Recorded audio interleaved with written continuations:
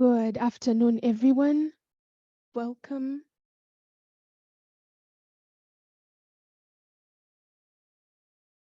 Good afternoon, everyone. Welcome to this panel discussion as we discuss the inclusion of the African Union into the G20 and the different modalities that have to be considered by the African Union. With us, we have an excellent panel of experts. We have Dr. Ibrahim Mayaki, who will be joining us online. We have Dr. Chakrabarty, who will be joining us online, she's a senior fellow and deputy director at the Observer Research Foundation. We also have Dr. Monyae, who will be joining us shortly, and we have Dr. Akinola, who is here with us physically. We also have Elizabeth, who is joining us physically, and we also have Dr. Sara Hamouda with us here physically. We welcome you all to this panel discussion. We ask that you make it lively and as interactive as possible. The questions, make all the comments you need to make. We are here with an excellent, again, I repeat, excellent panel of experts who will be ready to answer, and we will have a vibrant discussion. And I will now give the floor to Elizabeth, who will give the welcome remarks, and then we will start with a panel discussion. Welcome, Elizabeth.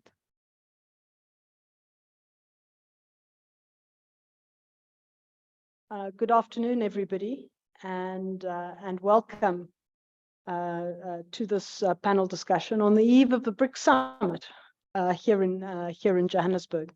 And I think there are interesting linkages here that we can bring to the fore in discussing the G20, Africa, and indeed other informal groupings. Firstly, it's to thank the Development Reimagined for the opportunity to partner with you on this event and this topic. In the first instance, I think both you and Saya have been working and taking to heart what it means for the African Union to become a member of the G20. It's also great, we have a lot of similar interests, and I think we've shared platforms on various issues relevant to Africa's concerns and Africa's so really great opportunity, and thank you very much for that. Secondly, let me also just say from my side a very big thank you to the other panelists that Ivory has already introduced, and say to our online audience, we've kept it small here at the Institute due to logistical challenges on campus, but really looking forward to engaging with people online. What I thought I would do sort of as a kickoff is really just make some remarks related to the topic. The Development Reimagined has produced a document which we'll put the link to in the chat, but a document that says why the G20 needs the African Union. What does an influential African Union in the G20 look like? We've also, I know that Dr. Mayaki has applied his mind and written on that recently, and we at SIA have also done some work in that regard. I think it was last month. But I thought that maybe I'll sort of just paint a context, picking on some of the issues and maybe posing some questions, and also bringing in the fact that South Africa is actually hosting the BRICS and what a forum like the BRICS can or can't do. And I thought I'd just make some remarks linked to the address that President Ramaphosa made yesterday on national TV, which was a foreign policy statement, and it was in advance of the BRICS summit, and he probably characterized the world in a way that we all understand, talking about it being an increasingly complex and fractured and increasingly polarized into competing camps, and that multilateralism, which is what the discussion also will have to focus on today is being replaced by the actions of different power blocks, all of which South Africa trades with, invests with, we use the technology of. So these are all important players for South Africa. And the president said that that was why South Africa continued to advocate for an open and rules-based international governance, trade and financial investment system, because that's the kind of system that from which we can best benefit, and certainly not from the exercise of power of unilateralism. So the discussion today is about the G20. At the core of it is how the G20, I would interpret it, how the G20 can galvanize and reinvigorate multilateralism. I think we all agree that the multilateralism through various formal multilateral institutions is either moving very, very slowly or is paralyzed. So how do we build consensus and efforts to defy global challenges, of which multilateralism really holds the key? I think when I think of multilateralism, I also think often about multipolarity. And the Global South has also often spoken about the importance of a more multipolar world, a world where you don't have to, you're not driven and governed largely by one dominant power's sort of influence and power projection. But I think it's also true to say, and it's become increasingly apparent over the last few years, that multilateralism, that a more multipolar world doesn't necessarily mean multilateralism is going easier. In fact, it'll probably be a little bit more difficult because there are more powers that are able to project their particular perspectives and positions, and therefore it makes agreement much more difficult. You know, it's very easy when you've got, you know, one person dictating. It's a little bit more difficult when you have to aggregate to work with competing interests.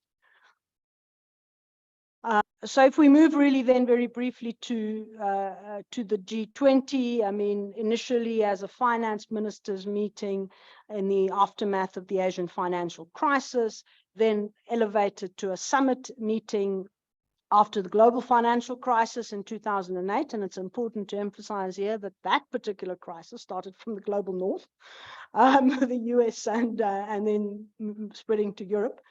And at the time when it became that, it was trumpeted as the premier forum on global economic governance. And I would argue that at the time, I think it did a reasonably commendable job of tackling the immediate global financial challenges. And what we've seen over the years is, of course, the mandate has broadened. It's brought in, I think, very importantly, a significant development dimension, because it recognized that if we're going to get out of the global financial crisis, if we're going to look at inclusive growth requires us to also think about the countries that fall outside of the G20, and here I think that's the important point, and that we focus on development. But increasingly, I think we've also seen that when we talk about development, the financial intersect, the very origins of the G20 continue to remain critical to that. And that's where I actually also want to bring in the BRICS, because the BRICS is another sort of informal group. It's another club in the same way that the G7 is a club. And one of the things that the BRICS has been doing is really positioning itself as a vehicle for global governance reforms. It's probably easier said than done, because we all know that we all can agree that global governance needs to reform. The devil is always in the detail, and when you sit down to decide on how exactly you wish to reform it, you recognize that maybe we still have some way to arrive at consensus. But I think these platforms are for trying to build consensus and develop and build some coordination going forward. And so in that sense, the fact that the BRICS summit is happening this week, we'll have the largest number of countries participating. We have a number of countries that have applied to join. I think it highlights for us the fact that I think the Global South in particular is looking for platforms which it can really drive meaningful reform and put it in a big way on the table. Because I think we can all agree that while there's been a lot of talk about global governance reform in recent years, sort of putting down the, sort of the concrete processes has been a little lacking. So I want to then move just very quickly to just a couple of questions around the AU and then pass it back on to Ivory. I've probably exceeded my mandate already. And the point here is that I think, the issue of bringing the AU into the G20 is not a new discussion. It has certainly received a lot of impetus, I think. Particularly Sal last year, right? Was it last year? And what I think has been very, very positive, and I'm sure we'll also hear from my colleague at ORF, is that India and Prime Minister Modi has taken this forward. Letters to all the G20 leaders in that regard to bring the AU into the G20. I think some of the issues that we will have to consider if the AU were to join the G20 is the AU, after all, is an intergovernmental organization. It's not like the EU. It's not a supranational body. How do we arrive at common positions? How do we identify the important priorities that require us to have common positions at the G20? How do we ensure continuity of representation so that it's not the chair every year that changes, because you really need to be able to build up capacity and also the personal engagement was as important. And lastly, how do we ensure we have backup, we have resources, we set up the platforms that enable participation to be meaningful in terms of expertise and so on. And lastly, how do we ensure, and part of the points I've raised already are linked to that. One of the key challenges, or one of the key things that one does in these informal groupings, is you don't go in there and try to operate on your own. You try to build up coalitions and partnerships on particular issues where you have agreement.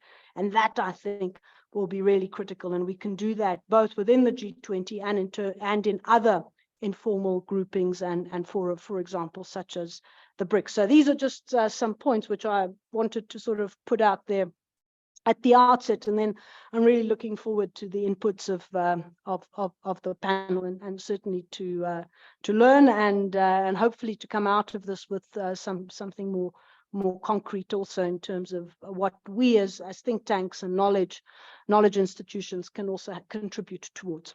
Over to you. Thank you very much, Elizabeth. I think we can all agree that that was a very powerful introduction from reminding us that the AU has to think about its priorities.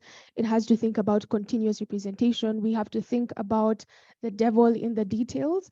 As Elizabeth reminds us, it is how are things going to be done? How are things going to be implemented?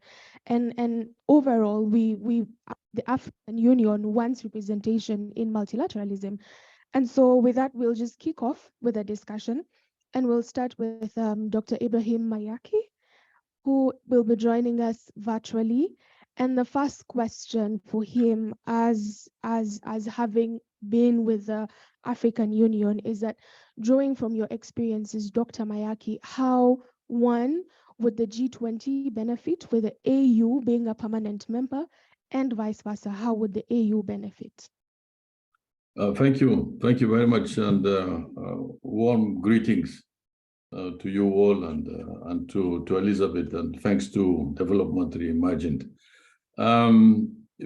Before answering to your question, I would like to point a global context issue, and the global context currently, as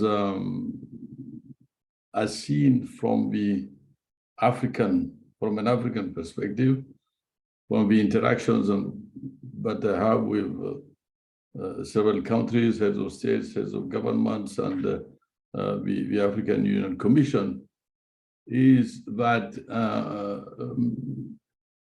the positions that the African Union is likely to take in a very disrupted world context need to be very well thought about. We were used to a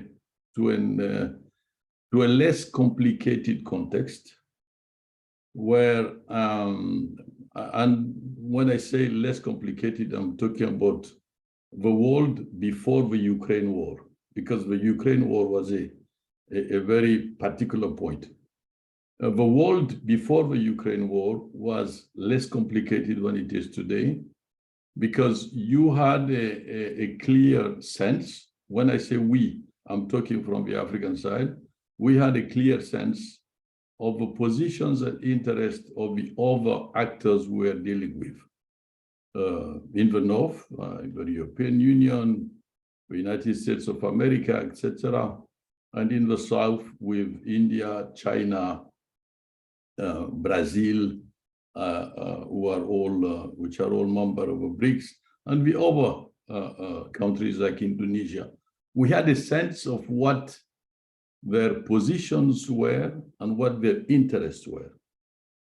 In the current context, we do not exactly have that confidence in the knowledge of their positions and their interests.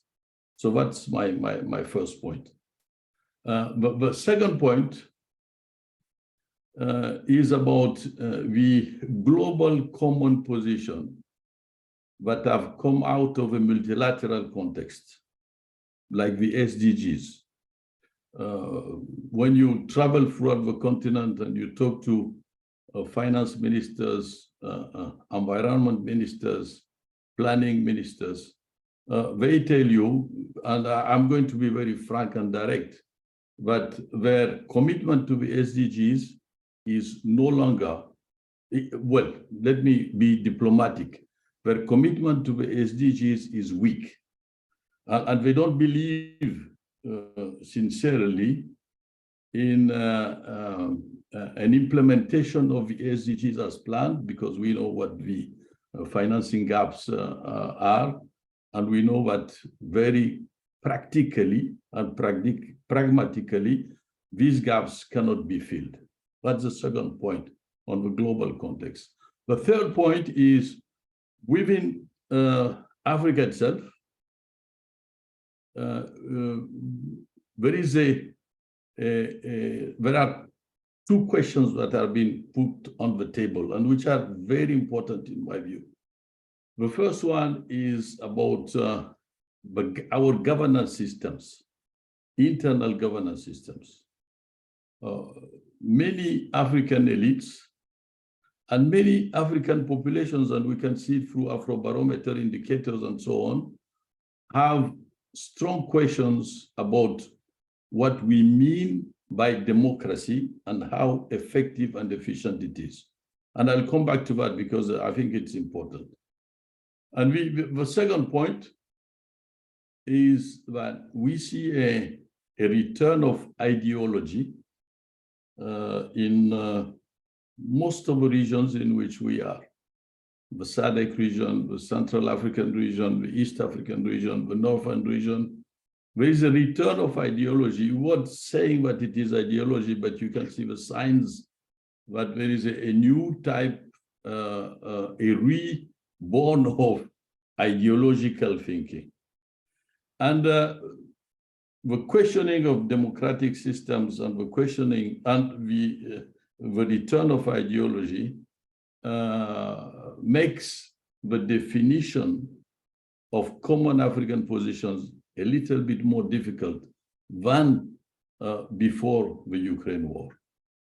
That said, when I accompanied Prime Minister Meles Zenawi to the G20 meetings he was attending as CEO of NEPAD, and he was the chair of the NEPAD Heads of States and Government Committee, I remember that the discussions were taking place as I was accompanying him to Heads of States meeting, were 1/3 political and 2/3 technical. What do I mean by 1/3 political? 1/3 political because they had to the one-third, the content of the one-third was mainly about the increasing role that Africa could play in some critical discussions at the global level.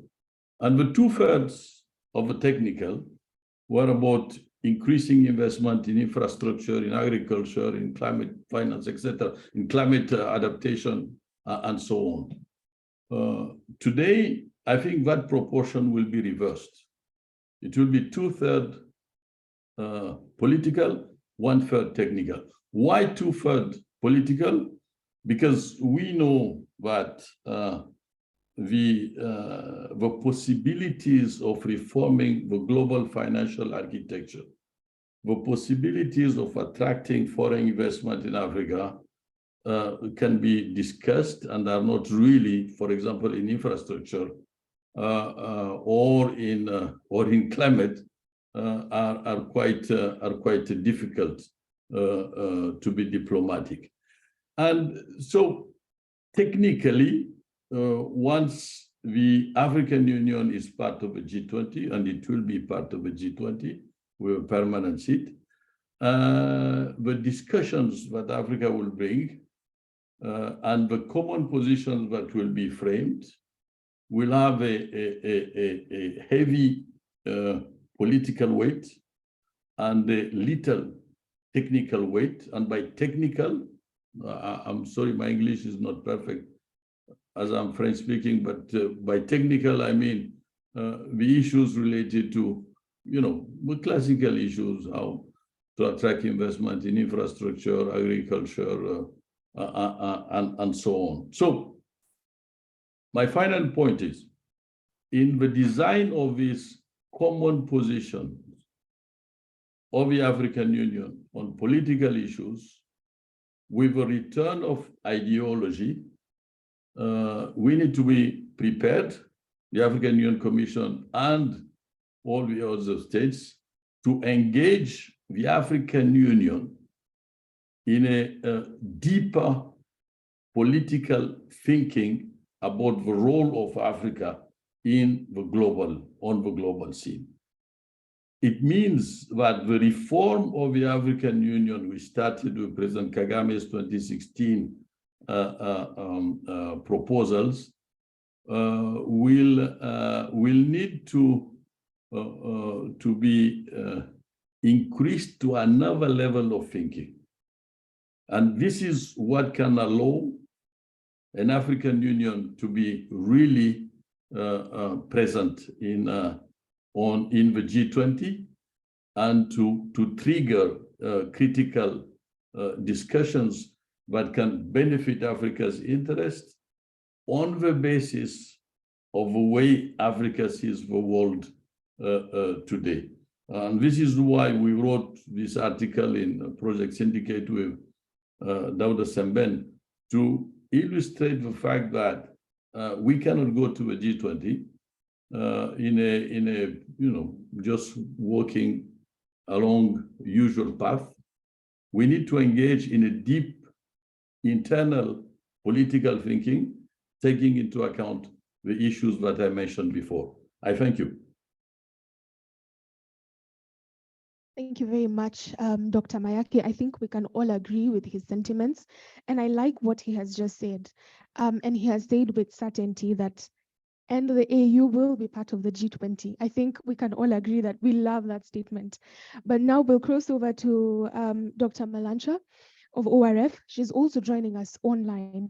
And just building up on what Dr. Mayaki has said on disruption needs planning, on that we need to design a common position as Africa. My question, or rather our question to you is, since you are based in India and you have worked very closely with the G20, the question is, what lessons should the African Union learn from India's engagement with the G20, given that disruption needs planning? Thank you so much. It's such a pleasure to be a part of such a good panel. Let me just start by saying that, for India, Africa's development is central to its own foreign policy goals and is into the world becoming truly multipolar. So India truly believes that African Union should have a permanent seat at the G20, and India has used its presidency effectively towards that end. And I also agree with Dr. Mayaki that African Union will be and should be a part of the G20. Now, I think there are two things that really need to be highlighted, that India's engagement at the G20 has focused on development and not allowing any other issue, particularly the Ukraine-Russia issue, to only dominate. We've time and again, India's Sherpa Amitabh Kant has reiterated, India has, through its presidency, to put the emphasis back on development concerns of the global south. So I think that is one of the most important takeaways, that the times that we are living in, development is the critical concern, which needs the maximum attention. And that should be the first lesson.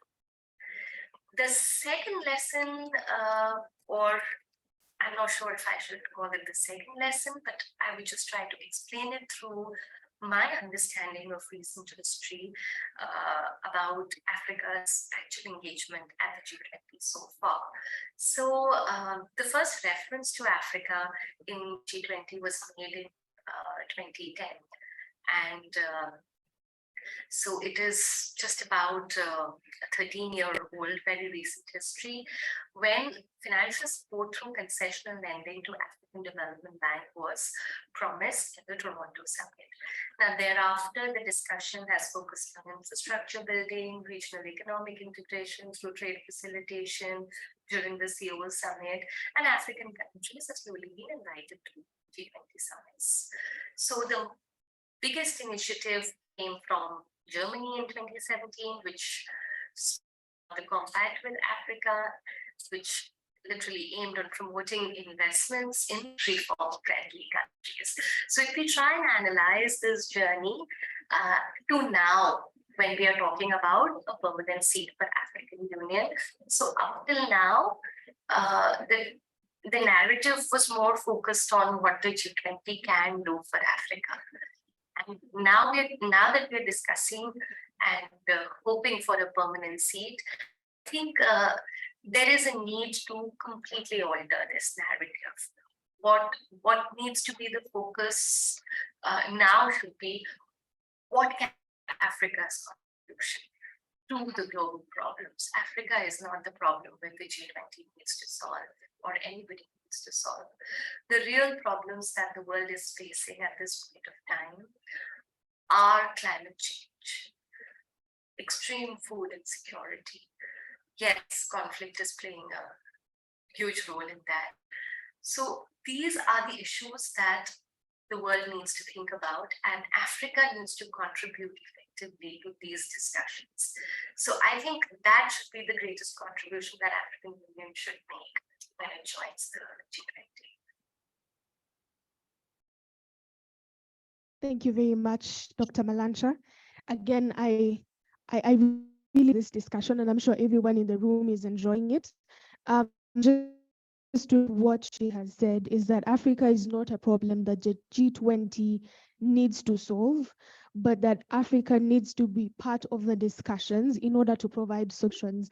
And she's just talked about Africa's engagement with the G20 mostly being focused on development.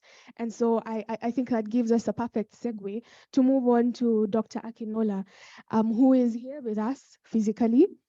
And so the question is then, who should represent the African Union in the finance ministers and central bank governors meetings, given that the African Union does not have a continental bank? Thank you so much. And when I heard this question, I was tempted to say I should. I should represent the African Union at that level. Well, I am very hopeful. Maybe I should put that very clearly, that African Union will soon have a very vibrant continental bank. as African leaders, continental leaders are beginning to rethink the place of the African Union, particularly as an effective African agency, or maybe I should say African developmental agency. The African Union will fare better with a continental bank. Let me say that first. But for now, since the African Union do not have, that can be an excuse to actually deny them of membership. So what I think should happen is that first, the AU can use the facility of the AFDB, for instance, the African Development Bank Group, and other economically functional RECs, such as ECOWAS, such as SADC. We also have COMESA, and specifically, for instance, the African Union can draw from experts, draw from specifically ECOWAS Bank for Investments and Development. We also have other representatives from other regions, such as the Trade and Development Bank, the Committee of Central Bank Governors in SADC. We call them the CCBC. They can draw experts from those regions. And we have to also look within the African Union itself. And I know they have the African Union Commissioner for Economic Affairs. The AU has this commissioner already in their role, and they can also rely on his expertise and draw a team from this agency within. Apart from that, we can also draw from finance ministers of national member states, the African Union. We can also draw from the central bank governance of member states of the African Union. Apart from that, also, we can also, when I say we are talking about the AU can also draw from the maybe African economic teams in many of the global or maybe multilateral financial system across the world. There are many of them in the IMF, there are many of them in the World Bank. Even you can even sidetrack and use some of those people in the WTO. So Africans can draw from all this pool of capable experts of African indigenous population to actually make up this team. Despite the fact that the AU doesn't have a central bank, by leveraging on these important outlets, I think the AU interest in finance and monetary or financial central bank should be adequately protected. Thank you. Thank you very much, Dr. Akinola. I think we all agree that you should represent you should represent the African Union in these meetings. So now we remember that Dr. Mayaki spoke about the SDGs, and he's put it very diplomatically, and he said that there's weak commitment. So now we want to move on to Sara Hamouda, who is with the APRM, and she's the perfect person to ask this question and to have this conversation with. We're moving closer towards G20 membership. We have the G20 action plan on SDGs. Maybe you can tell us what the APRM is doing to help African states implement and move closer towards the action plan. Okay, thank you very much, Ivory Kairo. I'm not sure if I am the perfect person for that, but thank you, moderator. And it's a great pleasure to be in this panel with distinguished panelists. Of course, Dr. Mayaki is our, I would say, godfather. And I remember that he approved that I can conduct interviews for my master's degree because from his own staff when he was chairing, when he was the CEO of Audanipad. I just want to tell you, Prof, that I passed and I'm now a PhD candidate. So thank you for supporting me. We never had a chance to meet physically, although we are in the same building. So I think this conversation is really timely needed, not only because South Africa, as Elizabeth highlighted, that proudly hosting the BRICS, but also with the current momentum taking place in the continent, as Dr. Mayaki perfectly alluded, the global changes in the multilateral system.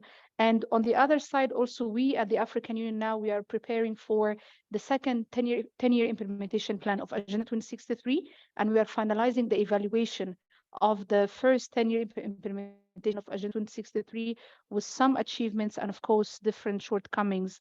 Let me also link with how we can use G20 to highlight African priorities and voice in the world, and this in alignment with Aspiration 7 of Agenda 2063 and Africa with a strong and unified global voice. And also taking into consideration that Uganda is starting from January 2024, will be also chairing the non-alignment movement. So there is a huge momentum that we can build on to allow Africa through different groupings to highlight and to allude to a more fair and multilateral global system.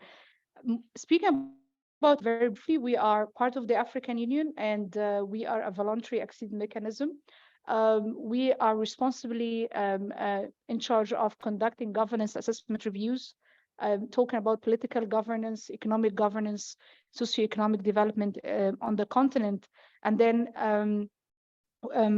since 2017, on the institutional reforms led by President Kagame, as Dr. Mayaki highlighted, we have been given expanded mandate to support member states in the reporting and evaluation of Agenda 2063 and Agenda 2030. But let me highlight here that this is quite a broad mandate, and we have been decided as APRM to remain focused on good governance promotion, particularly aspiration 3 and 4. But given the fact that also governance is a quite catch-up-all definition and is a broad, I would say, objective, we are also supporting member states in different aspects, especially the voluntary national reporting on SDGs and Agenda 2063. So just last month, during the high-level political forum in New York, this is probably the global institutional mechanism where member states submit voluntarily how far they are in the SDGs and Agenda 2063. We noted that by 2023, we have 53 African countries reported at least once on SDGs progress. This number of these countries, maybe 35, have been committed to report on Agenda 2063. And of course, you can notice from the difference that there's a lack of awareness on Agenda 2063 also, we noted from our evidence-based research. In the high-level political forum, member states also explicitly the struggles they have when it comes to environmental vulnerabilities. This was echoed by our colleague from India. Of course, the common issue of resource mobilization and engagement of youth and gender in the national planning issues, and also how this should require further continental and multilateral support. We have been quite active to support member states in different principles endorsed by G20. Actually, the work referring to disaster management and planning has been quite emphasized after COVID-19. So we have a specific community of practice on national planning. And actually, we are expecting next month, hopefully, to organize the annual meeting.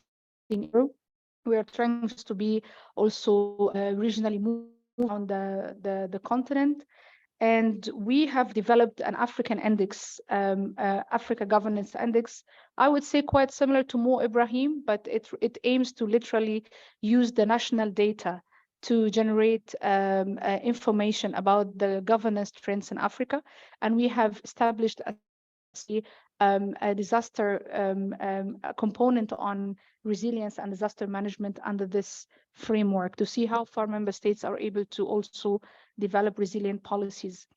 What we noted from interactions, Madam Moderator, if I'm allowed to still give some reflections, is actually the issue on effective fiscal and debt management in Africa, and also the capacity, as I said, to mobilize resources, but also building institutions. Let's not ignore that we have a continent with some post-fragile and fragile state and post-conflict situation, and some countries need support like Sudan. And there is always challenges to mobilize resources for these countries. Another area of support to try to engage with the UN and even UNECA, the Economic Commission for Africa, is the issue of credit worthiness and the right of African member states to also have their own credit rating agencies, especially with the unjustifiable downgrading of many African countries, credit worthiness during the COVID-19 crisis. This is quite imperative currently for the current debate towards a new international financial architecture. What we also noticed, and surprisingly, despite the financial problems that African countries have, is that there is a new voice about the need to reduce reliance on donor ODA or donor countries assistance and transforming this to technical assistance and knowledge sharing programs as favored by African countries. Investment in green economy and climate resilience and also sustainable food systems are emphasized.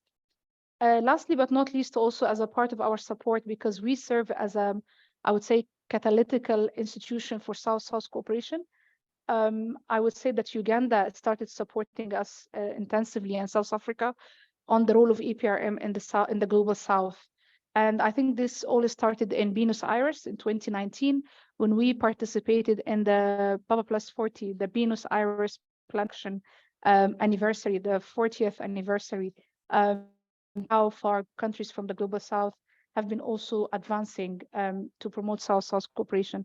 And we, there were many voices at that time saying that EPRM should have an African high-level forum on South-South cooperation and triangular cooperation to voice out all these partnerships, the EU partnership, the EU Brazil, the EU China platforms. And we established the South-South Cooperation High-Level Forum in partnership with the United Nations and the different IFIs, I would say, the Islamic Development Bank, ABC Brazil, and also in the RIS and the Ministry of Foreign Affairs, they also took part in this forum. The second edition of this forum was held in Kampala last January. And the outcome document or the declaration of the forum was endorsed by the EPRM highest level at the summit of presidents. And it brought more than 200 experts, and we focused on creating the I would say, new South. And also we addressed different issues related to the implementation of Papa Plus 40 in Africa, the institutional mechanisms existing on the continent to promote South-South cooperation. And unfortunately, we realized that we still have a long way ahead to enhance this because we have literally 4 or 5 development agencies across the continent. We also addressed the role of academia and civil society in creating this global South solidarity. And I would say that some of the key initiatives emanated from this forum is to have the national planning community practice to support countries in policy coherence for sustainable development. And we already started very good initiative with the OECD to support 5 African countries, including Ghana, Namibia, Kenya, South Africa, Sierra Leone, on conducting assessment on policy coherence for sustainable development. We just concluded with Ghana in May, and actually in October, we are expecting capacity building for Namibia and South Africa on this regard. And lastly, but not least, we are trying to develop currently virtual South-South cooperation and I would say training capacity program for member states, but also we will try to keep it open for everybody, especially for the academia. And we will do this in partnership with the Islamic Development Bank and the Tunisian Agency for Partnership for Development. But of course, we are welcoming SAIA to be part of this network as well. So thank you very much, and thank you for allowing me to be part of this panel. Thank you very much, Sara. Thank you very much for your insights. And now we know what APRM is doing. And I think we can all agree that there are aspects of what they're doing that can really help Africa and the AU as they join the G20. Now we'll go back virtually to Dr. Mayaki. And the next questions are more or less on preparation. And seeing as Dr. Mayaki, you recently Dauda, and you've been at the AU. The question is, how should the AU prepare before joining the G20? Are there things that the AU needs to put in place before actually becoming a permanent member of the G20? Thank you for the question. I think there are four critical points which are important. The first one is to really determine who will represent the African Union within the G20 with 2 criteria, a criteria of regularity and continuity, so that the common positions that are defined and enhanced by the representative can have an impact. So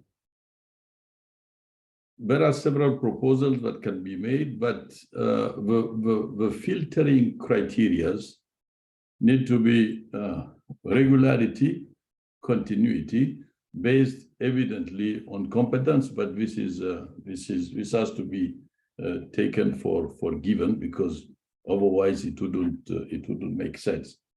So that could be, as we said in the article we wrote, the chairperson of a commission or a former head of states who has the sufficient baggage to carry on these duties. But regularity, continuity based on competence, with evidently a group of experts supporting this representation. That's point number one. Point number two, I'm going to refer again to the next stage of reforms that the African Union needs to undertake. The African Union Commission does not have a chief economist. Almost none of the regional economic communities have a chief economist, and dedicated teams of economists reflecting on economic issues. Whether it is the finance track or the Sherpa track, the issues of finance and economics are extremely important within the G20 discussions. So this has to be organized. And I'm very hopeful that the African Union Commission will take the necessary steps in order to organize particularly this dimension. The third point is the reference I was making to the political, ideological dimension of the subjects that will arise in the years to come. We know almost with quasi-certainty that ODA will disappear as it is. Development cooperation and ODA are being extremely geopoliticized. So the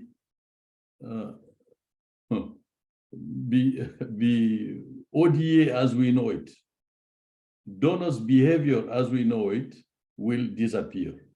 It will be something else, which I can't put a name on it, but it will be something else. But we know that ODA will disappear. I'm from the Sahel region, and I can give you a very concrete example. ODA is equal to military support, nothing else. It doesn't come into health, education, or etc. I mean, the facts are there and the numbers are there. So with the fact that ODA disappears and the role of donors do change, Africa will need to ask itself questions, which are mainly political, on how does it best mobilize its domestic resources. Another fact, if you put together all the assets under management of African pension funds and African sovereign wealth funds, you have a total of assets under management which is close to $1 trillion. These are also facts. I mean, you check at the African Development Bank numbers and you find the facts. And where do these funds, pension funds and sovereign wealth funds, where do they invest? They invest outside of the continent. They need to invest more in the continent. But these investment funds evidently need to take care of their pensioners, etc. But they need to be looked at in a political dimension, so that even in terms of efficiency, there is a redirection of the resources towards the development of a continent. And we know, I don't have time to go into the details, We know that the projects do exist and the returns of investments in Africa are higher than in other regions of the world. This is not an economic, technical questions. All what is technical has already been looked at. It's a political issue. So that political discussion we need to take place. And as we go into the G20, we shouldn't go to a G20, the African Union, as beggars, as we do when we go to the COP, the different COP. We tend to go as beggars. Africa needs to be assisted. Africa needs investments, but we are not doing our own homework. So a behavior of begging has to be prohibited, quote and unquote. And I think this is a very important point in order for African elites to regain credibility vis-a-vis their populations. And I'm sliding in and over territory, but I wanted to say it so that it is clear. So when you put all these points together, the presence of the African Union in the G20 will not be a sinecure. It will be hard work, clear positions, and soundly worked upon solutions. And this is what will make Africa credible. Once we go in the G20, we have to get in the G20 with credibility, knowing exactly what we want and defining exactly what our interests are vis-a-vis the North and vis-a-vis the Global South. Because the long term here is extremely important.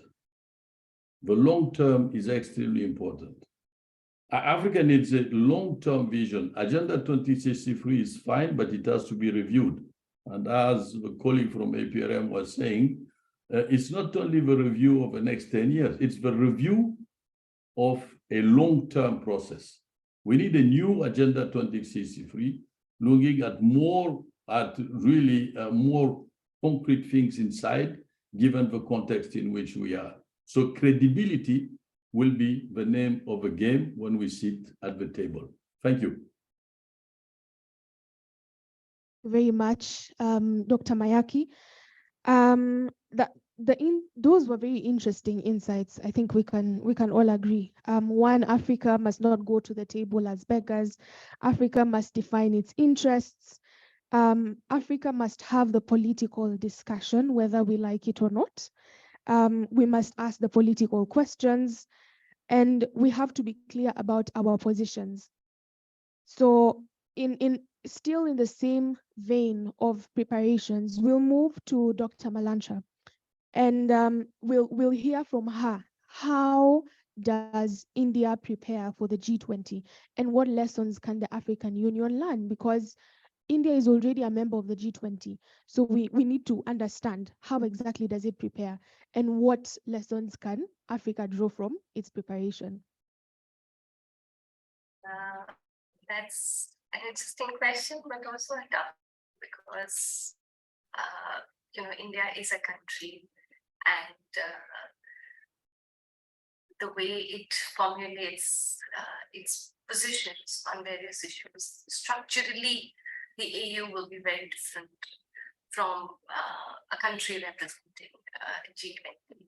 So, which makes your question rather difficult to answer. But then, if there are some lessons or some inspiration that can be taken from India, India's positions on various issues are formulated by close consultations with various ministries. So you already have the Ministry of Agriculture, Ministry of Finance, Ministry of Environment and Forest, continuously working on all these global issues of climate change, food, agriculture, etc. So all that work then feeds in to form the positions. So a lot of, and these ministries in turn then consult with experts, civil society organizations. So there is wider consultation, between ministries and even outside the ministries. So a lot of expert advice comes from within the ministries, from experts who are working in think tanks like ours, and the Niti Aayog, which again is a different kind of institution. So I'm not sure if parallels can be drawn from that, but what the main point could be that a lot of effort or research or knowledge comes from the academia and think tanks, experts, and ministries who are working on these issues on a regular basis. So that contribution then feeds in to the process and helps the officials form their positions or their decisions. Thank you very much, Dr. Malancha. So from there, we'll move to Dr. Akinola, and we want to know when the African Union joins the G20, how should the AU implement decisions from the G20? Thank you. We have to first note that no international organization, I mean loose international organization, is a member. So the only experience that we can draw from, that the African Union can draw from, is from a supranational organization with different working modalities with the African Union.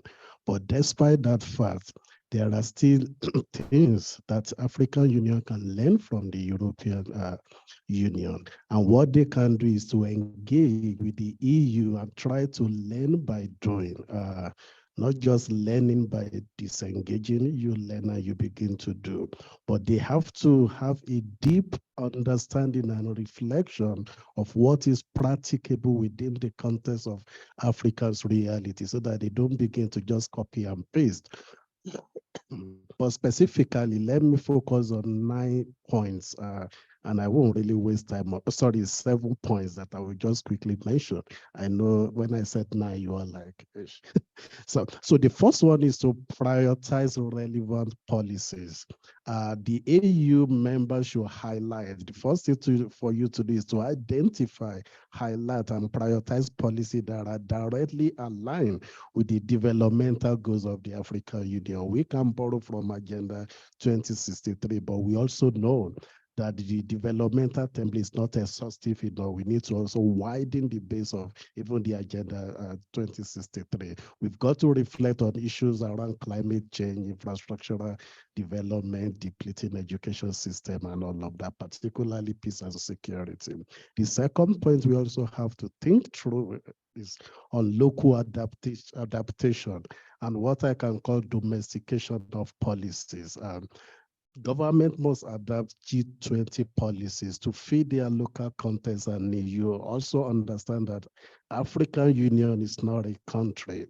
So despite the fact that they can act as an agency for almost 50-something African countries, about 53 African countries, the onus lies on those member states to be able to actually adapt the policies of G20. But the African Union must lead in this. They must also try to do capacity building and expansion governance architecture. And one of the presenters at our YPRM actually spoke to this, so I don't need to explain this. One thing we also have to do is partnerships. I'm not even talking about local partnerships. I'm still talking about collaboration with international organizations, development partners, not just state partners. We also have to partner with non-state foreign actors that are experienced in whatever Africa is dealing with. We also need to leverage this partnership to be able to mobilize African resources the best practices. And maybe one way or the other, we should be able to also gain technical expertise for African Union to be able to stand on their own as they begin to go within this and operate within this organization. One thing they must also try to do is public awareness and partnership with think tank community, academia, CSOs. One thing we have known about the AU, and one of the criticism has been the disengagement between the union and mass of Africans who tell you they are not aware.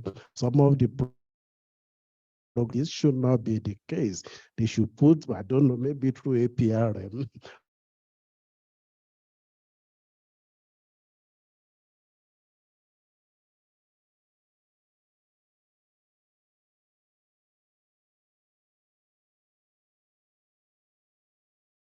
a review, something they have to monitor and evaluate so that they can establish mechanism to monitor progress. They shouldn't just wait for 10 years. I know Africa, we are used to waiting for 10 years before we review. Within 10 years, things could have gotten so bad. So it's something they have to do intermittently. Then we should try whatever they are trying to implement should not also completely distort and dislodge the moderate achievement towards regionalism in Africa, particularly the free trade regime that Africa is trying to build. Thank you.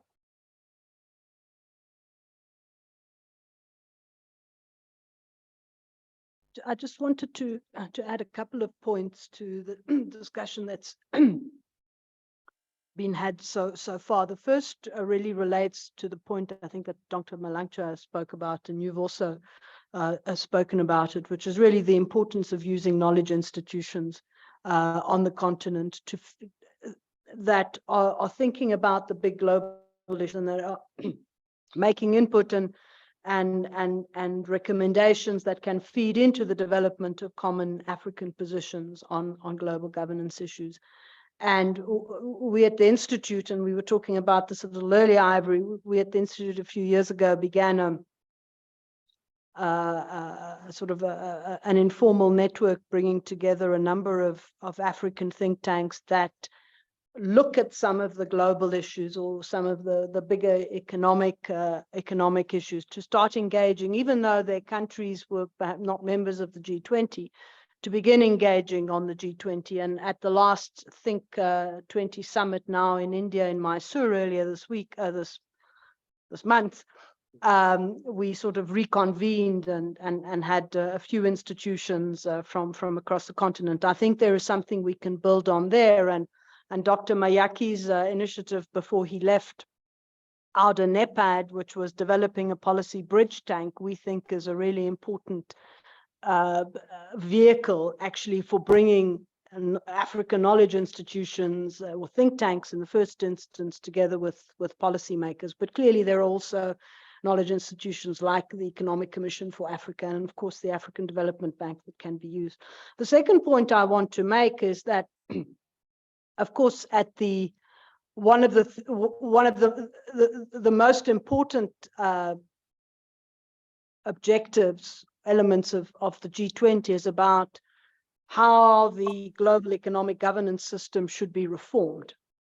And I think the points that Dr. Mayaki has made in terms of understanding the global context are very important and how that affects our own domestic decisions. But so that's one dimension. The other dimension in terms of how we implement decisions is that when that come out of the G20 is that we need to be clear about what kind of reform, when we're talking about the World Bank's roadmap, what kinds of reforms in the multilateral development universe are important for Africa, and how do we drive them in the G20, and then how do we make sure, again through coalitions and partnerships, that we drive it, at the World Bank and the IMF. Just to give you a very interesting example, the discussions around the global tax issues, which again, there was consensus that was built within the G20 and then was taken to the Inclusive Forum in Paris. I think a much stronger African push there on certain aspects of it, which in effect we know when you talk about the minimum tax and which sectors were included and which weren't, benefited more the global north, which is why they were quite happy to push for the reforms. But I think the example of Kenya was that if they were to implement the digital tax, out of the 89 companies that they tax now, they would only be taxing 11. I mean, that kind of thing tells you how critical it is to actually have to have the stats, to have the analysis, and to be able then to push to see how it impacts on us, and then to push for those in the G20 and then push for those and build consensus, at least on some issues in the G20, that we can then take to forums like the Inclusive Forum, or whether it's the World Bank or whatever. And that's critical. And that, I think, is where the technical elements become so important. The point that Dr. Mayaki made about building up expertise and using it. And then, of course, the political dimensions of actually being able to drive it and building consensus. The thing is that as an intergovernmental, we're not going to be able to build consensus on everything on the continent. But there are, I would, 3 or 4 key elements. I mean, you mentioned credit rating agencies. The debt is another one. Reform of the MDBs, where we probably can agree on a number of issues that we can push very forcefully. I think we also have to be sort of, recognize that we can't do everything, but that, and certainly in the short term, what are the issues that we want to push? Before we move on to the next speaker, we'll just still focus on Elizabeth, and you've talked about decision implementation and collaboration, but the one question we definitely want to ask, that South Africa is a member of the G20 and BRICS is happening from tomorrow, and we are in South Africa for BRICS as well. How then, when the AU joins the G20, in what areas then can the AU collaborate with South Africa? Well, of course, in the first instance, South Africa is a member of the AU. And I would say, I would see it, and in many respects, unlike I think most other countries in the G20, South Africa has always tried to and articulated it that way, that we are there as South Africa. We don't represent the continent, but we try to bring onto the agenda issues that are important to the continent. And I would think that certainly initially, South Africa could work closely with the AU. In terms of building up a lot of the issues that we've spoken about. So almost a kind of a friend of the AU, but a member of the AU as well. I think it will certainly on a number of issues where South Africa has been strong and has been quite vocal in the G20, one of which is, for example, the illicit financial flows. And that's been a very important element that we've tried to carry through, particularly through the Development Working Group, where South Africa has always, been a co-chair. Those are issues with the membership of the AU, where we can really sort of create a caucus or a kernel that really can drive that forward. There are obviously there may very well be differences on particular issues between South Africa and the AU, and that's fine. But the AU, it is critical for the AU to be able to identify a sort of a number of priority issues that it seeks to then build consensus around within the G20. But it can only do that with all the kinds of points that Dr. Mayaki has highlighted as being critical. Even in the context of the G, talk about the BRICS. I mean, South Africa has interdepartmental sort of I don't know what they call it, group at government level on the BRICS. I think going forward, particularly as we move into prepare for our chairmanship of the G20 in 2025, we probably should be thinking about creating a G20 secretariat almost in South Africa, just to drive, to be able to carry forward our priorities that we want to bring to our presidency of the G20. And that those are the kinds of mechanisms that different countries and the AU obviously would have to look at. Okay, thank you very much.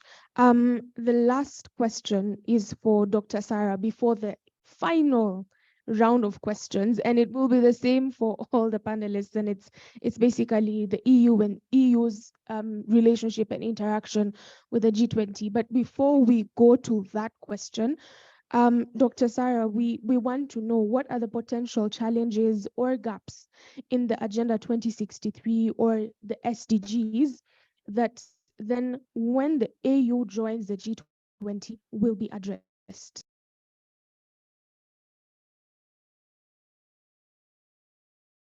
Also reflecting on what Elizabeth was referring to, the key priorities that we should build on or present to G20. And I think also it's a concern of most of African countries. If you look at the Global Sustainable Development Report, we have more than half of the continent with almost 20%, 30% of data on the SDGs indicators. We have noticed the same problem with Agenda 2063, even though if Agenda 2063 have only 66 indicators according to the continental framework, reporting framework. And I want to say here, because my colleague, the doctor was talking about the importance of reporting alongside the review, that there is a progress report on Agenda 2063 every 2 years, but unfortunately, 10-year implementation plan, we only produced 2. And the 2 reports were led by the African Commission and AUDA-NIPAD. They are responsible for the overall reporting, and EPRM is helping with the governance component.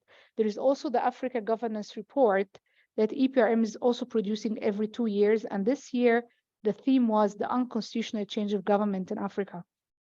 And once again, it's resonating to what Professor Mayaki was talking about. And by the way, this one of the recommendations of the UCG report that we need to focus on the states and relationships and the issue of social contract. I'm a political science student in origin. I believe we are lacking in most of our debates and most of our conversations, the social contract between African countries and their own citizens, and how we should strengthen this contract with providing citizens with basic services. So moving from that point to the challenges, of course, it's already mentioned, the challenges are already mentioned as priorities in the second 10-year implementation plan. There is a focus on infrastructure, focus on food security, digitalization, education, good governance, by the way. And here, I want to say that it's very important while we are trying to reprioritize, speaking about peace and security, it's also very important to not undermine governance and building institutions. I'm afraid that all the debate now is and the focus of even donors funding on peace and security, given the rise of coups in the last 10 years in Africa, or the challenges that many member states are facing. But if you don't build the institutions and support civil service, you will not be able to sustain peace. It's a very humble intake on that. And I don't want to mention that, but we visited Khartoum in 2020. It was the first country we were requested to support at that time the transition government with the priorities and to do governance gap analysis. And we visited one of the institutions and it was completely empty. You can feel from the entrance that the civil servants were not working there for a long time. That's what EPRM is trying to do with this engagement with member states, supporting CSOs, non-state actors, because we don't have offices as African Union. We're not like the UNDP. So this is one of the also challenge we hear from member states, that we are not engaging continuously, systematically, similar to the UNDP or other organizations. So we need to take this all these elements into consideration while we are trying to focus on the African Union vision for development and priorities. The last point In addition to what Dr. Mayaki says about regularity, but alignment, if Africa is becoming a member of G20, we need to ask ourselves how this make difference from the priorities we're discussing in the non-alignment movement or within the EU-AU partnership with key priorities over the partnership we have with the European Union. So it's very important to also ask ourselves how we align the African priorities and submitting this position in a coherent way. Thank you. Thank you very much, Sara. So just to ensure the discussion is not boring, or for anyone who is feeling bored, we'll move to the questions. There are 2 questions online. So we'll move to those questions before we take the final round of discussion with the panelists, and then we can move to the questions that anyone in the room has. So the first question by Victor is, what is the role of Africa with regards to the G20 and BRICS? And he says the point is this: how does Africa define its role in these organizations? And I think Elizabeth can answer this question.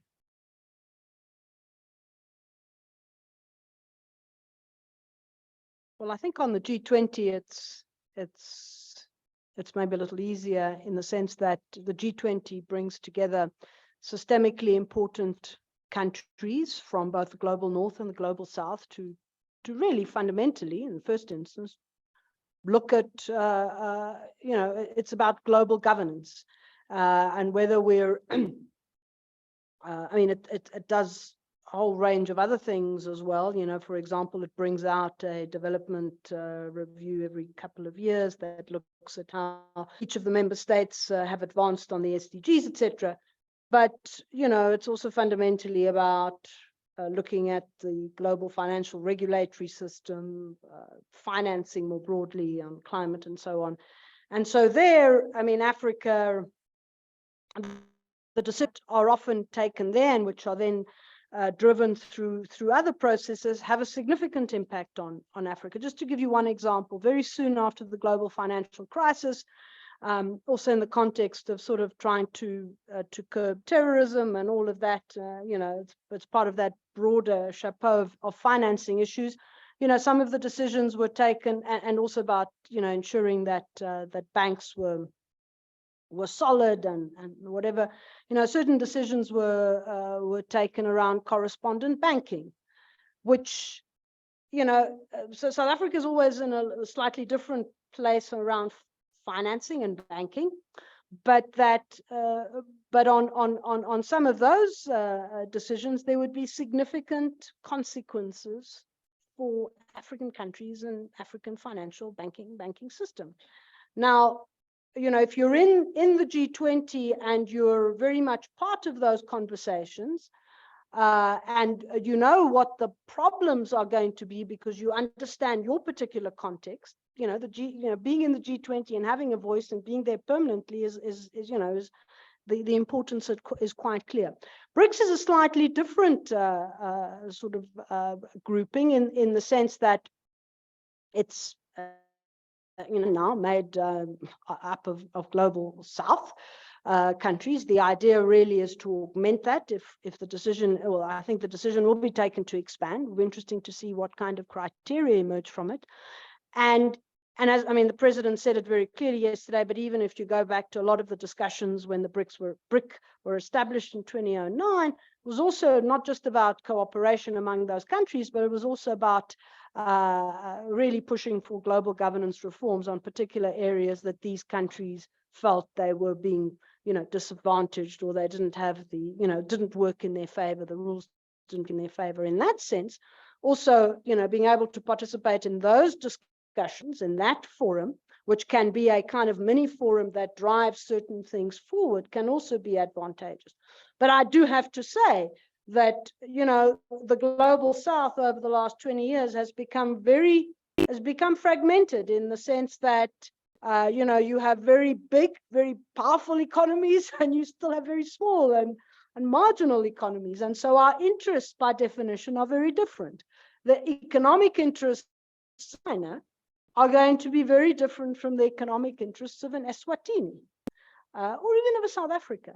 And so we also need to recognize that while we all have one objective of moving forward on global governance reforms, and some of these groupings can advance that, we still need to be very clear. And again, I think we're emphasizing what Dr. Mayaki said. We need to be very clear about our interests and our priorities. And we need to go in there pushing those, not sort of responding, not being reactive, but being proactive on what we want to put on the table and what exactly we want to get out of it. Thank you very much. Victor, I do believe your question has been sufficiently answered by Elizabeth. The next question is for Dr. Akinola, and this is by Grace. And she's saying, with the AU being plagued by what seems to be the lack of unity when it comes to the execution of plans, the AU joining the G20 seems like a very good move, but it will truly help if the AU has internal review processes. So she's asking, do you think the AU joining the G20 will then make the AU be further exposed to its lack of internal review mechanisms? Thank you. I know my colleagues will probably be happy to talk about internal review mechanism, and that's what they do best. But I think we should not try to exaggerate the disunity people keep talking about. There's every possibility to exaggerate African are disunited, they are not united. And we have to take note, and I'm sure people in this room, I want to force them to agree with me. We have to be mindful that when it comes to issues that are not directly related to African interests, people might want to take divergent view, which is accepted across the globe. But when you are talking about issues on climate change, for instance, there's no disunity in Africa. Issue on peace and security in the Sahel, I've not seen that strong disunity. Issues against colonialism, I've not seen disunity. Issues against slavery, I've not seen disunity. So I am particularly sure that across Africa, from the north to the south, from the east to the west, there are poverty. Millions of people are living below $1 per day. There is an agreement that such issues should be tackled in Africa. There should be economic development. There should be peace and security. There should be infrastructural development across Africa. There should be good healthcare facility, good education. Those are things that across Africa we are united. But maybe I will allow my colleagues to respond to the other one. Thanks.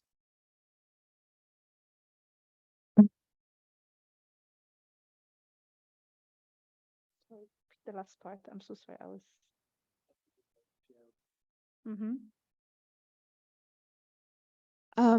So the question basically is, will the AU joining the G20 expose the AU's lack of, so to speak, yes, unity and lack of internal review mechanisms? So you mean that EPRM?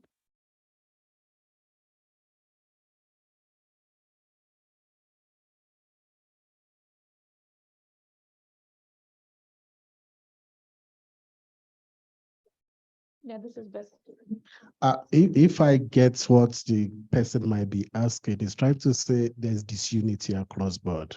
And he's saying by the EU joining the G20, would Africa not expose this disunity further?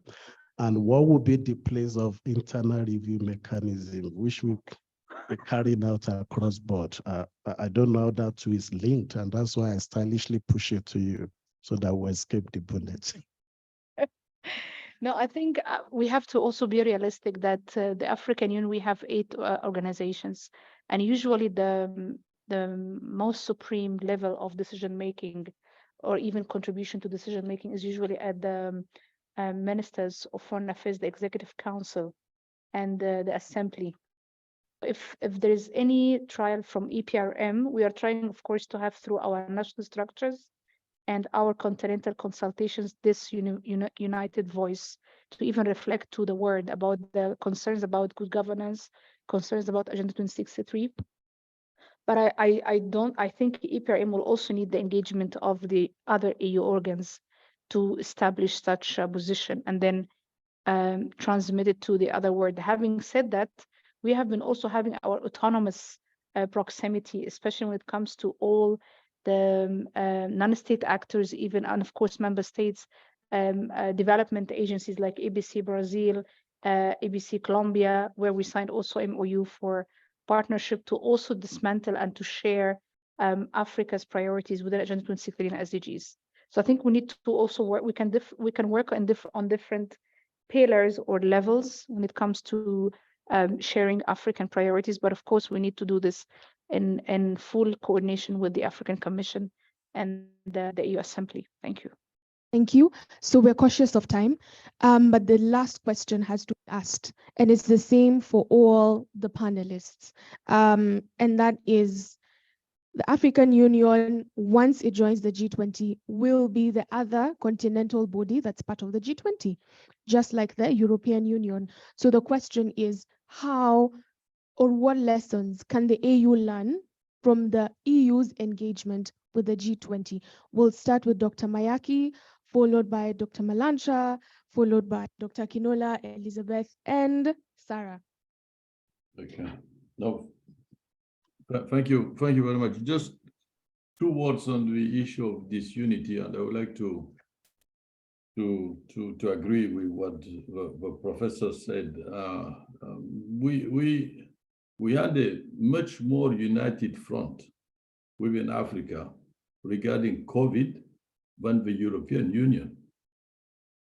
Our health ministers gathered just after the beginning of the epidemic, and they had a strong position with a strong CDC, and they implemented an agreed upon strategy, which was not the case of the European Union, amidst the fact that the European Union is supranational and the African Union as an entity is intergovernmental. So I think disunity, we have been challenged by issues that have shown that we could have a united front. The same thing happened with Agenda 2063, which was defined before the SDGs and as a common African position in order to negotiate the SDGs.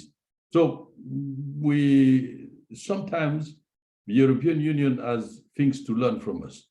Now, regarding the European Union, just in our last engagements with the European Union, I think what was quite remarkable is the frankness of both parties regarding their priorities and their interests.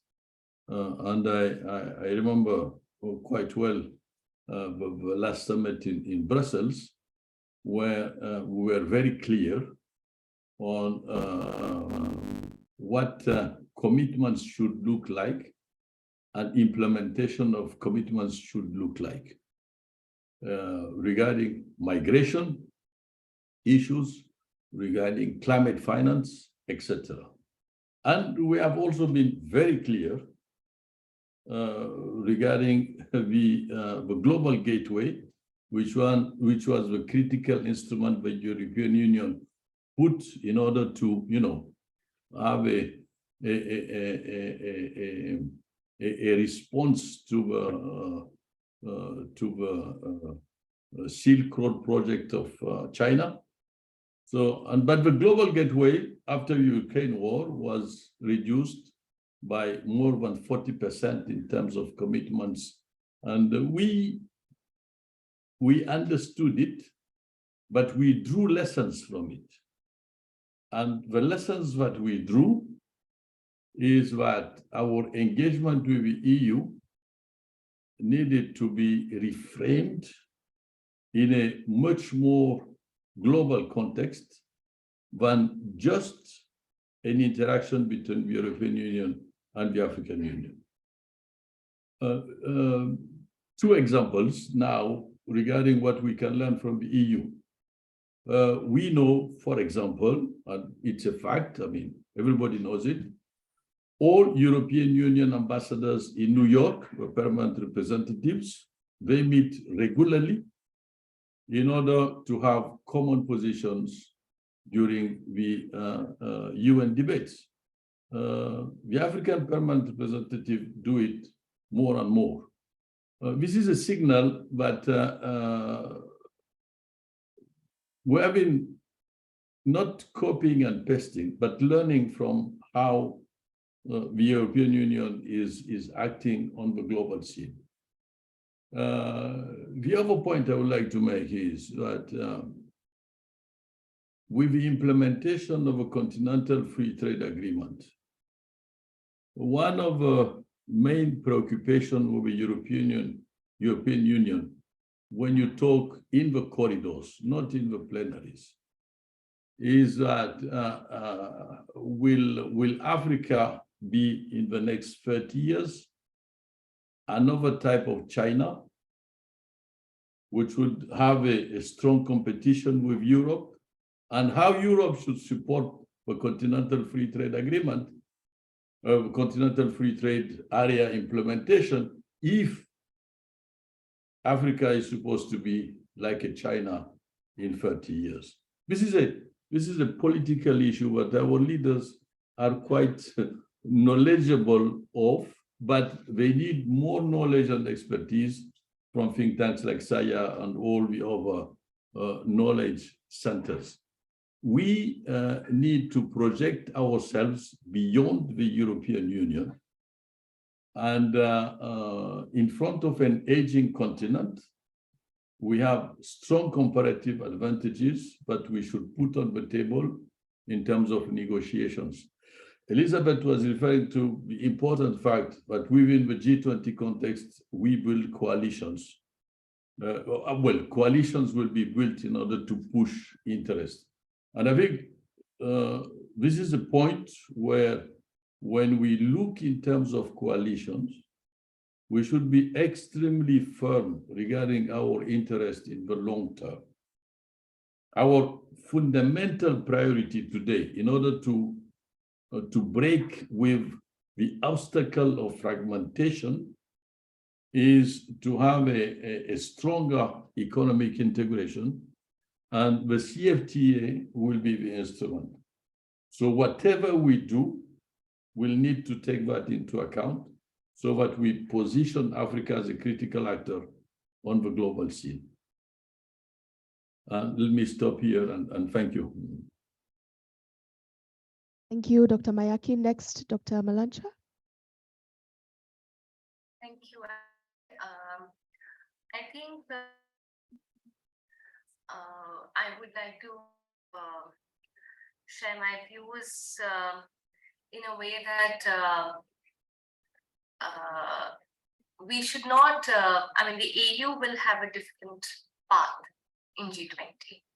It will be very different from the EU, because the EU is one of the most integrated regions of the world, and it's also representative of a very tiny proportion of the world's population, which is very highly developed. And the EU's interests are not generally, I mean, they are not always in line with the larger interests of the developing world or larger populations. So EU needs to find, and the EU has been very successful in putting its agreed language on the G20 agenda. To be able to do that, the EU needs to have its interests very clearly defined and be able to put that across very well. So I think always drawing examples or trying to draw examples from the EU may not really work, because the challenges here are very different. The populations that EU represents and EU represents would be very different. So it would require a lot of new thinking, in my opinion. Thank you very much.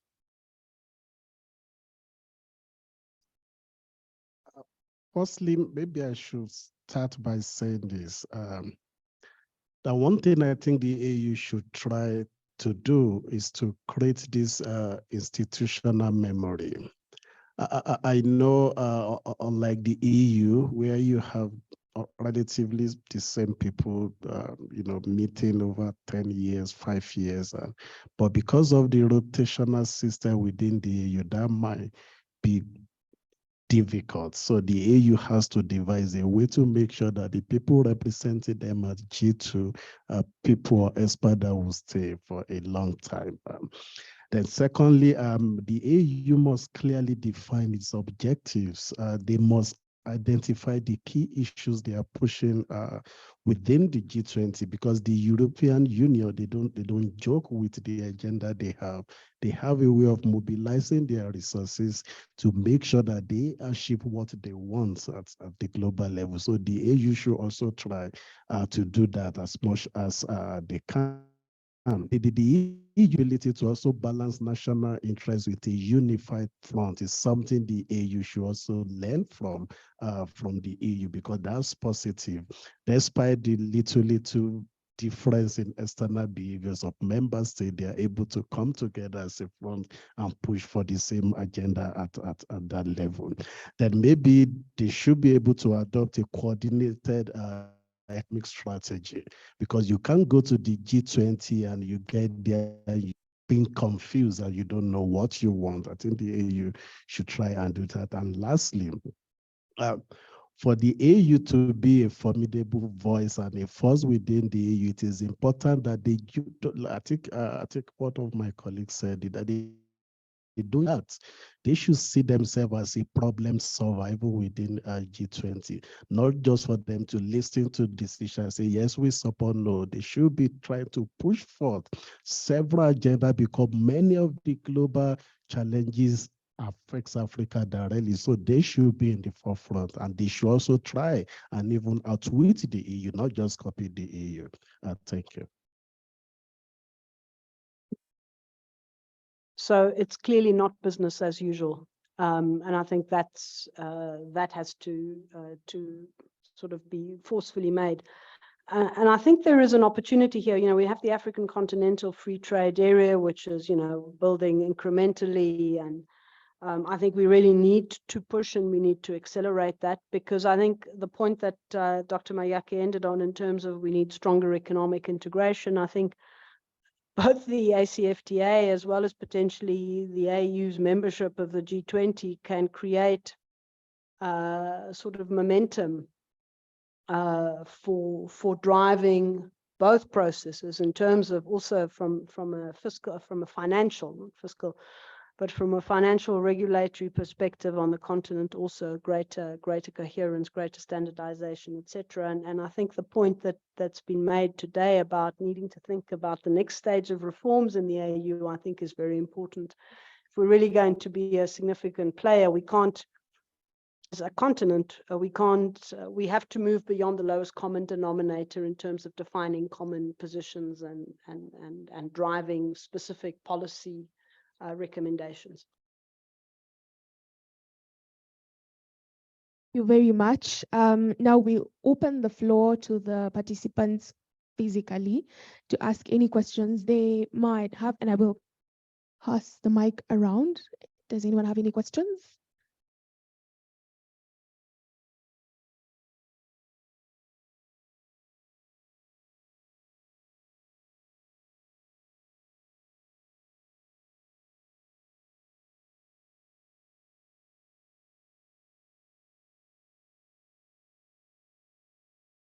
No, I don't have questions.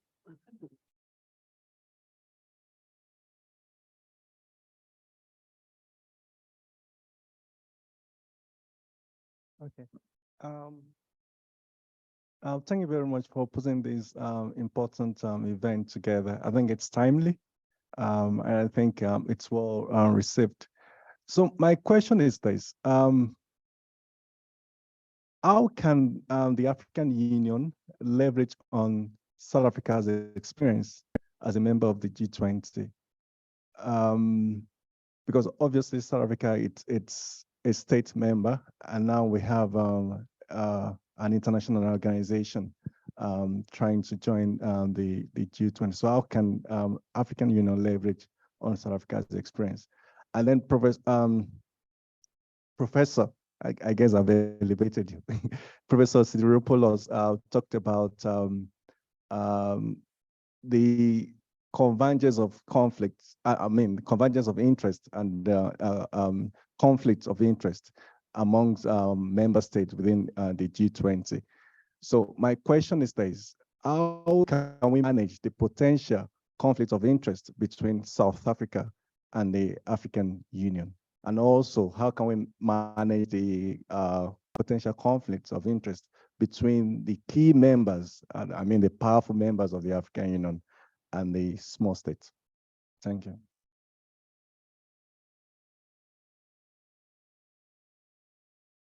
So the first one was around how can South Africa support or be, yeah. So I mean, I think even sort of in the immediately after 2008, I think there was South Africa worked together with. There was a committee of 10 that brought together central bank governors, finance ministers from the regions, and and some of the big banks. Central banks, including the regional banks, and there are certainly ways in which, provided there is an institutional framework that the AU sort of sets up, and here South Africa could also be of help. That the two can work together. So I do see that as an important element, and certainly something that I think I would imagine South Africa would be really keen to drive. The second one, the conflict of interest. I think even within the the EU sits on the G20 as well, and you don't always have on particular issues you may not necessarily always have coherence with its members, or members may take different approaches. Certainly, the EU on particular issues like trade has the competence. The member states don't negotiate on trade. It's the EU Commission, which is not the same in the case of the AU. But certainly those have to be, there will be conflicts of interest, no doubt, and they have to be identified. They have to be managed carefully. And at the end of the day, countries are there representing their interests. And there may well be differences on some points, and one manages and has to manage those, and within that grouping, because within the grouping there are many perspectives anyway, regardless of whether you're from the continent or not. And I think one of the interesting dynamics will be to see how the big countries within the African Union who are not members of the G20 sort of provide support, engage, or feel that, well, they should have been on there rather than the AU. They would have done a better job. And that's all part of this process. There is the hardcore need for expertise, institutional mechanisms, etc. And then there are some of the soft skills and soft negotiation that needs to go into this to build a buy-in as much from outside, from the G20, as also from AU member states. Before we continue with the questions, Sara Hamouda has to leave. And thank you very much for being part of this discussion. We wish you the best of luck. We'll be referring to you as Dr. Sara very soon. It's not yet, and thank you. And just to also add to what Elizabeth is saying about how to leverage on South Africa's position. Not very far from today, just 2 weeks ago, we organized a very thorough meeting as AU organs with DERCO in order to share our concerns about Agenda 2063 and all these reforms and the necessity to have this African position. And indeed, there's currently a conversation to have South Africa speaking not on behalf of the continent, but at least to have a coordinated position, at least during ONGA, about the priorities of Agenda 2063. And actually, they echoed the same, or maybe advice from Elizabeth, that other big AU member states, major contributors to the EU budget as well, to agree on this position together with South Africa. So we are in the process, but it's not easy, and it's a big continent with many member states. So we need to also, if we need to go far and we go together, we have to be a bit slow. Thank you very much. Unfortunately, I have to leave for another meeting, but I wish you all the best for the rest of the debate. Thank you. We only have time for 2 more questions, just 2. And we are sorry for taking up much of your time, people who are online and people who are here physically with us, but is there anyone else with a question? Yeah. Hi, good afternoon, everyone. I just wanted to ask, Elizabeth alluded to earlier that the G20 is filled with competing blocks, so your North-South bloc. So my question would be, how do we ensure that the geopolitical rivalries that we see today don't filter into that bloc, and ensure that the G20 or the soon-to-be G21 core focus is on the SDGs?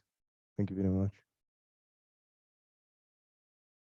So, I mean, I think the idea behind the G20 initially was that it was important to bring countries from the developing world as well as from the developed world together, because, you know, the developing countries were growing in economic importance, and therefore it was no longer the G7 or the G8 as it was then in a position to sort of make the calls on managing global systemic risks. I think we have seen a sort of growing divisions, and certainly last year during the Indonesian presidency, I mean, with the exception of the communique, you know, there were a lot of chairs' notes and chairs' summaries, because there were divisions on how to articulate and to mention and to reference the war in Ukraine. I think the Indonesians worked really hard, arguing that, you know, this is a space that should be focused on global economic governance, on development, and so on, and that, you know, we need to really not also, you know, end up having this space paralyzed. And I think the Indian presidency has been very much of the same view. And I mean, I was in India recently and had a number of interviews with policy officials and others, and the point was again made that it was important for the G20 to focus on what the G20 was about. Invariably, you know, everything's about politics, and it becomes very difficult. But I think there's been a concerted effort, both in the last year, Indonesia and in India, to try to retain that space for one where all the important systemically important countries can actually come together on some decisions to move some of these processes forward. You know, it's never easy, and depending on how long the war drags on, it can become more difficult. But I think there is certainly a concerted effort to try to build bridges in that forum rather than to see it sort of become paralyzed. Okay, thank you very much for your questions and for your comments. I'm just looking around to see if there's anyone else who has a question. Why going once, twice, thrice? I've rushed it here. Thank you very much to our panelists and for the interesting questions and for the interesting discussions that we've had. Thank you very much for joining us, and please do keep the discussion ongoing online on our social media handles. For Development Reimagined, it is Dev Reimagined, and for SIRE, it is SIRE_info. We've learned a lot today, such as Africa, in short, must be bold. Africa must say what it wants, it must say what it needs, and it must be very clear with its priorities, and that youth academic institutions and think tanks, and at the risk of sounding as though I am advertising where I work for consultancies such as Development Reimagined, we must be consulted for the continent to have brilliant and bigger and better ideas. Thank you very much. Thank you for joining. Thank you for all the panelists, and thank you very much for taking your time to be here with us. Thank you. Thank you very much. It was a pleasure. Thank you. Thank you, everybody. Thank you.